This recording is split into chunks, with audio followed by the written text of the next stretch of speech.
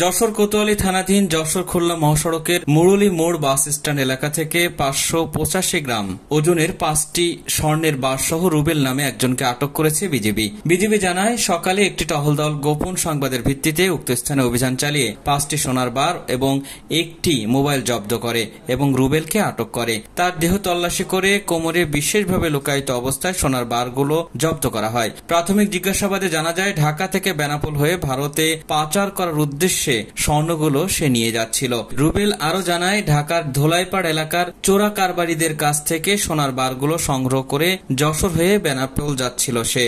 আটককৃত রুবেল কুমিল্লা জেলার নাঙ্গলকোটের বেলটা গ্রামের বাসিন্দা সাইদুর রহমানের ছেলে। জব্দকৃত সোনার আনুমানিক মূল্য 86,06,520 টাকা। আসামির বিরুদ্ধে মামলা দায়ের করে যশোর কোতোয়ালি মডেল থানায় হস্তান্তর করা হয়েছে।